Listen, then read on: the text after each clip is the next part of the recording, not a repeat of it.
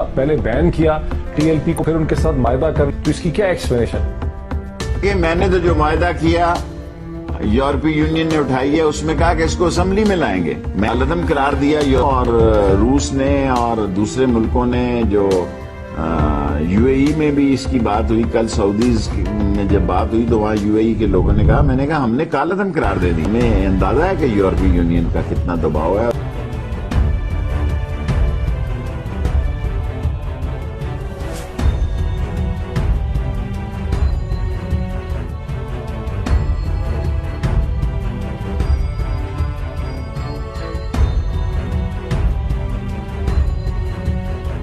तहरीक लब्बैक पाकिस्तान के जो इस वक्त तेजी है, पीटीआई के अक्सर वर्कर, वोटर, सपोर्टर वो इमरान खान साहब को छोड़ के तहरीक लब्बैक पाकिस्तान की तरफ जा रहे हैं।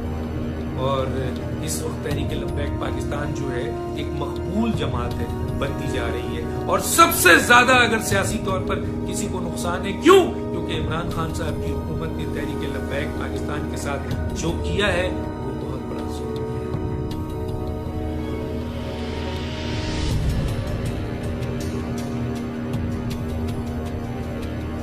आज तहरीक लब्बैक पाकिस्तान बहुत तेजी से ऊपर आने वाली जमात है। लोग उसको दबाना चाहते हैं और वो लोग ज्यादा तौर पे दबाना चाहते हैं जो बैनुल अक़वामी ताकतों की एजेंट किरदार है पाकिस्तान में।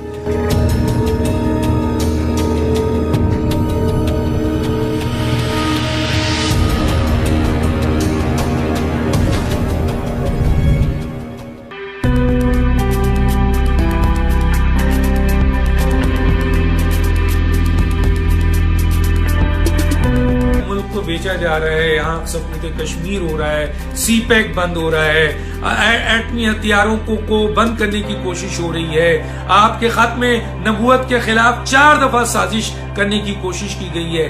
वो मुल्क के लिए दहशतगर्द नहीं है, ये मुल्क के लिए दहशतगर्द। अफसोस की बात है।